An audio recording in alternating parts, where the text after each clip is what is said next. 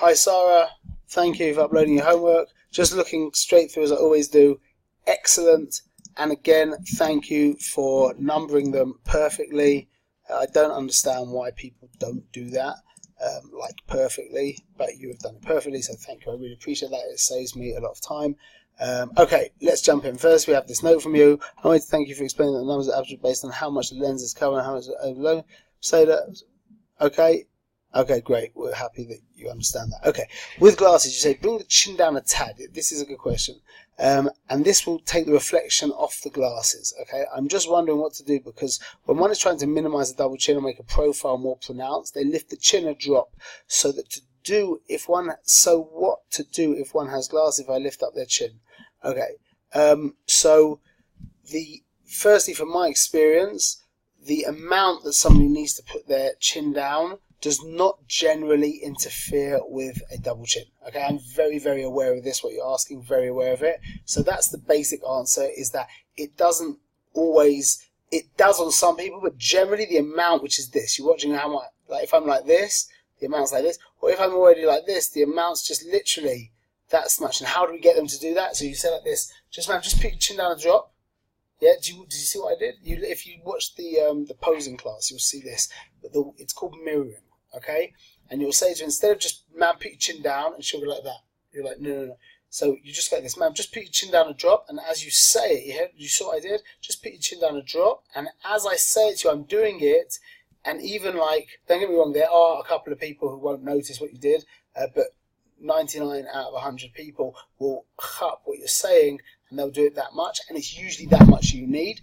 The thing is, though, that because you're not using flash, you're talking about reflection from glasses that aren't the flash. Okay, I use a lot of flash, which means my flash that I need to avoid is usually coming from above.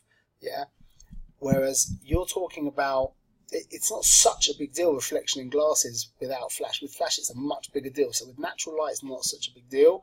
It could be, especially if the reflection is from the floor, like a very bright floor behind you that's being lit up, then her putting her head down is just going to make it worse. Okay, if something's coming from below, then they have to put the head up.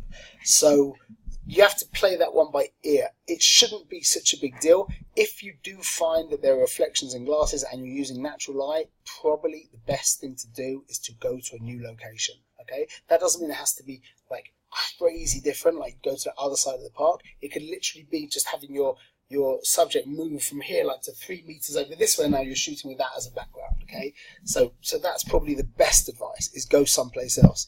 On PS2, I focused on the girl before she started swinging and then switched to manual focus, but it didn't quite focus properly.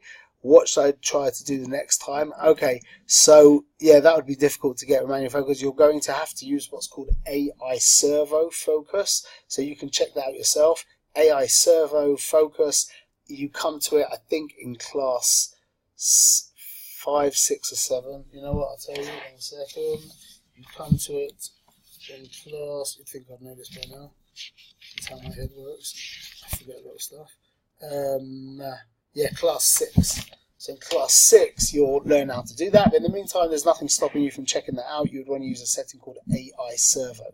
It's a tracking focus that tracks the subject moving backwards and forwards. It would be perfect for this situation. Okay, and back to your last question. Why do my pictures always have the slight grain and no perfect clarity? I was told it could be because I was shooting in such a wide aperture. No, that's not true. Is there anything else I can fix up? Thank you. Sorry for the endless questions. The endless questions are not that they're particularly endless, but they're fine and they're great, and we love them. The only way of learning is by questions and by screwing up. Remember that, okay? Screwing up is the best thing that can happen during the learning process, although it's hard to deal with. And when somebody tells you what went wrong and why it went wrong, it's like, no, shut up. That's not how it should be, okay? Doing stuff wrong and learning. In my business, we have a rule that everyone knows who lives in our businesses.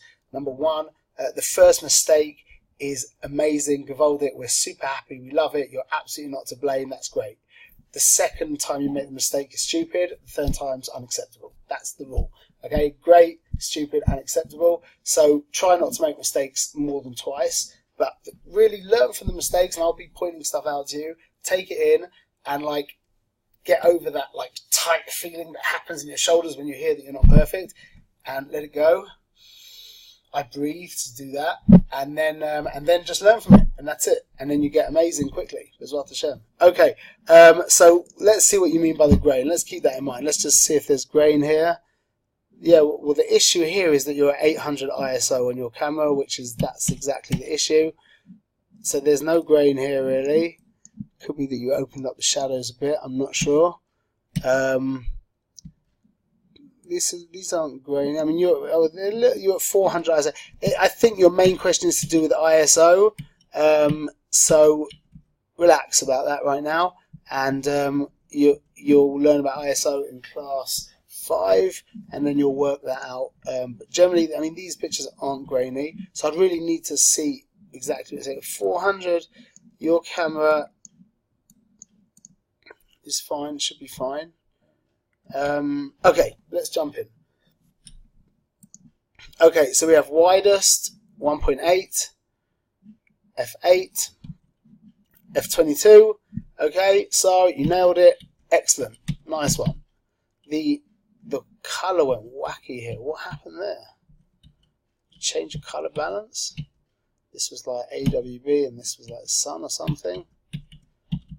That is wacky. I don't know why that happened, why the color balance changed so dramatically. But anyway, you've perfectly proven this at f1.8. We see the background is super duper blurry. Okay, you have a very wide aperture lens. These stats are not good. You're going to understand this in the next class. Okay, next class you will fix these stats. Okay, but ISO should be much lower than that. But you've got a sharp subject and you've got a very, very blurry background. As you go up to f8, we can see a world of difference here. Excellent. Okay, at this point you were meant to be using 800 ISO, and here I think you held the camera for sure, and it's a 20th of a second, as you know, which is unacceptable. But you've done very well, and it's homework, so it doesn't matter. You held it steady. I thought ideally it would have been better if you put it down, but you still did very well. Okay, and you've proven the point. Okay, you have a long depth of field. You have a very shallow depth of field at 1.8, a longer depth of field at f8, and then a very long depth of field at f22. Okay, nice one. Okay, oh, this is your photo shoot. This is a great shot, by the way. I love this shot. Let's keep going. Okay, head, shoulders, knees and toes, head, quarter, half. Okay, so this is not what I had in mind.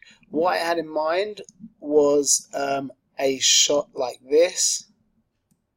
Okay, as a headshot, to be cropping in and to feel the tensions and to give just enough. This is basically a headshot like we learned in class 2, I think, where the eyes at the point of entry, our eye moves down, so we need the eyes to be above middle for a balanced face shot, okay, which is just above here, middle being over here.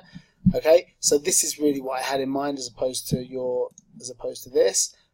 Beware of this kind of space in an image. This is dead space. This is not doing anything for us, okay? There's no direction moving that way. I mean, there's a slight direction moving that way. If you'll see the way I cropped, the actual point is I cut off the direction by minimizing her body. The point is, one second, let's just get back, that this area here, although there's a slight direction in this way, is dead space. This area for sure is dead space. So just that's the whole point. Keep aware. Heads, quarter portraits and half portraits should generally be taken in a portrait orientation. That's why it's called portrait orientation. Are you allowed to break the rules? Yes, break them, and Gesundheit, smash them and enjoy smashing them. But you need to know them, because if you don't know them, you're not smashing any rules. You're just like doing something, and it's cool to smash rules. That's great, but not in. It's cool to smash rules in the arts, by the way. You won't. You need to know the rules. So these are the rules. So can you take portraits in landscape orientation? 100% you can, but generally that's why it's called portrait orientation. That we're taking classically, we're taking portraits in portrait orientation. Okay, here's a good example. You've missed the focus. We're not going to talk about that. Okay, that's for sure. But you need to work on that. Make sure you have to keep practicing your focus, because this you've really missed the focus, and I don't know where it focused, because you didn't miss it like over here. You missed it somewhere even further forward, because there's no point of focus over here. Anyway, oh, maybe you left your camera on manual focus. No, I don't think so. Anyway, again, just be aware of this area here is definitely useless. We've got movement going this way. Okay, so we want to have space over here. This tree is also not particularly valuable graphically. Okay, this is very valuable graphically. This is not very valuable graphically. It doesn't taste nice, doesn't feel nice, whereas this does. So try and get away from this in the background, whereas this really is great. Okay, here we go. So although I understand it's providing you a shade, which is great, that was a very good idea there. Here we could do like this a little bit. See, she's a bit too like gentle looking for this to work. Yeah, so I wouldn't really have done this in the first case scenario with a more kind of dramatic look. This girl's a very nice looking girl. She doesn't have like a dramatic look, yeah? With a dramatic look to create this tension, doing, you see, you come over here and like we spoke in the class, you just bang in here and you're like doing. That creates a tension which can add a lot. So it wouldn't be really with a, so that kind of tension would usually suit a much more kind of dramatic pose and dramatic look. Okay, generally with this I would flip her around and have her moving this way. We might do that in Lightroom, in Photoshop to show you. Okay, you've missed the focus here. This is bow distortion. Yeah, you nailed it, just the focus you missed. You have to keep practicing focus, okay? We've seen a bunch of missed focuses. That was weird. That's a missed focus. This is a missed focus. That you understood why, but that's a different thing. Okay, you're missing focus a couple of times. Keep practicing with that workout. There should be no reason why that picture shouldn't. If you did miss the focus, you should definitely have seen in camera that was that you missed the focus. Okay, and then you retake the picture. Okay, but this is bow distortion. When you're in close, you get bow distortion if you're zoomed out all the way. Stats are not so great. Yeah, only 18. You go to 3.5. You could have a wide aperture, lower ISO. You'll learn about that in the next class. Okay, this is a great shot. This is a beautiful shot. Excellent. Oh, I thought that was like a sewer line in the background. It's a lake. It's so funny. That changes everything. I have a picture that I took of my kids one time, and there's like a line in the background that looked like kind of a sewer. But anyway, now it changes. So funny. Okay, I thought that was a bit weird, but now it looks even better, obviously. Okay, so just in regards to balance of the image, there's actually, although for sure 100% there's much more energy going this way, there is some energy moving backwards. Okay, so you do need some more space on this side. Okay, that is for sure. You do need more space on this side. But the actual, like the focus, you nailed the focus. Stats are perfect. Pat on the back. What are you shooting on? Manual, excellent. Perfect stats, really. And you're at class 4. That's excellent. These lines are moving you along. It's a great shot, a great shot. The light on her is beautiful. You've got good distinction between subject and background. Another very important point is that you have lined up the line of, that was me being a bit like, whatever, that's how it is. But you've lined up the line of the background with a natural line within our subject. And that gives a feeling of continuity. That is a real skill to develop, seeing that, okay? Because when you misline it, and for example, let's say this line of the greenery here would be going through her face over here, yeah, a little bit lower, then that would create a kind of jarring effect. This is a great shot. Pat on the back, Sarah. Okay, so this is not, it's definitely not as strong as this shot. I love the light. Excellent job on finding the right light in the right place. The vignette you've done makes the colour kind of dreggy. I made that word up just now, but I hold by that word. Okay, kind of dreggy. Okay, so I wouldn't have. I don't know what I would have done. I don't even know if I would have done a vignette in this picture, which is kind of funny because I nearly always vignette stuff. I would also be going, I would either be doing a composition, excuse me, like this, even like this. That's not enough, and that's a bit much. This thing here is a little bit, maybe I'll go like this. I'd probably we'd be going with the composition like this. The other option would be to do take a horizontal, a landscape image, but this is quite nice. I like this. Again, just this. I don't like this the vignette. It really makes it, as I said, like dreggy. Okay, you want some more vibrant kind of colours there. Put up the vibrance of the saturation in Lightroom, something like that. Okay. Beautiful pose, by the way. Great distinction between background and subject. Did I also comment on your stats? Because again, they're the same. Perfect. Excellent. Okay. Excellent. This is great stuff. This is great. You're going to be amazing. You're going to be absolutely amazing. Okay, you didn't nail this, but you will next time. AI servo, and this will be a great shot. You can see that the focus is distance. And you focused over, the focus was here set at this distance, and as she's further away, so if you took a bunch more pictures, you would have gotten a sharp shot, but you didn't. So anyway, try that for next time. This is great as well. A little underexposed, okay, and a little bit cropped off at the bottom. More, be careful, be very, very aware of that. People who start getting conscious about cropping close in the picture, they constantly don't leave enough room at the bottom and leave too much room at the top. You've linked this line with her head. However, I think what would be better would be, this isn't the same as if this line was to go through her neck. That would make more sense, but this background isn't so good. So what I probably would have done is I would have gone higher up personally and got this line. As you go higher up, you understand this line would go higher up as well, to have her completely covered by the greenery and a little bit more room on the bottom, and that would be a much better shot, even though it's a nice shot as it is. She looks very relaxed. Generally, women we don't have flat on. We have them turn at least a little bit, so you can keep that in mind. But I like the way her legs are folded. I always go for that kind of thing. Her head is kinked perfectly. I don't know if you've seen the posing video, posing tutorial, but this has created that beautiful S-curve, which is what we're always looking for in women posing. It's a nice shot. This is great. This is excellent. This really is excellent. Stats are between good and perfect. Okay? Between good and perfect. It could be 200 ISO and at 500 of a second with your camera.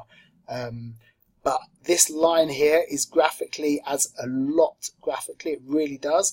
I don't like going with square images. I'm nearly always going with horizontal, with like more panoramic. But I understand why you did this. In my sense, it feels like there needs to be. This is very swirly. Do you see what I'm saying? So it's like there's this swirly feeling in this picture, and it feels like there needs to be a bit more room. If you would drag this out over here and drag this out over here, I can see that this is different. So I don't know. But I definitely like the idea of framing your subject with such a beautiful thing. It's very nice. Excellent. In regards to so here, in regards to, I understand where your question comes now. Over here, in regards to the reflection in glasses, if she put her chin forward, it could become a problem. What we mentioned. So you would ask, I suppose what I would do is I would ask her to push her head forward a little bit, just to drop. Do you see how I'm doing that? Just moving my head forward a little bit. Just bring your chin to me, drop. That's it. And just drop your face down a little bit. And obviously you have to gauge whether it starts to look awkward. But if that's the case, you could get away from that. Otherwise, like I said, just find a new place. It's usually when you're using natural light, that would be considered a reason not to take a picture in that location, okay? Just like if there's a car parked over there, okay? If you're taking pictures of people with glasses, or majority of people with glasses, and there's something very bright in the background, that could be a reason to make you change location. Okay, what should we take into Lightroom? Let's just take this one into Lightroom. 1 second, we'll open with we wanted to take that into Lightroom. I want to take this, I'm just going to show you how to do something in Photoshop. We're going to open this in Photoshop. Now, I didn't save the changes that I made in Picasa, which means it's going to look regular in Photoshop. Let's just have a look.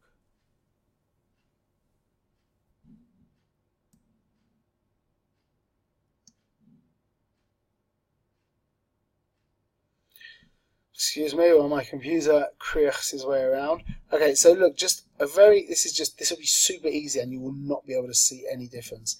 is we are going to use our lasso tool and we are going to draw around our subject. There's actually a special tool just for this tool here. You know what, let's do, I never ever use this tool, but let's show you this tool anyway. 1 second. It's called the swatch background. What's it called? The content aware move tool. So if we go like this, it should know that this area should be filled with black. So now we grab her and we move her along.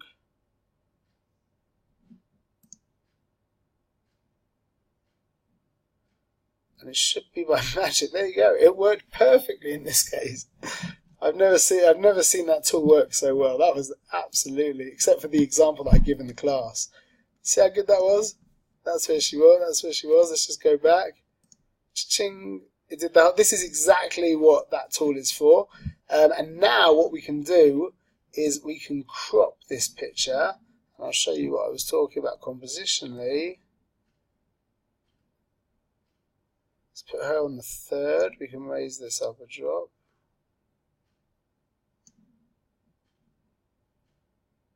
So we can actually move that over a drop. That's the perfect balance. So now we want a little bit more here. So very easy is we can just select this through here. Press Control T. Just drag it over. Control T again. Oops, if I press Control T, it screws up my computer. Okay, there we go. I hope that was helpful. Excellent. Looking forward very much to seeing what you do for us next week. All the best.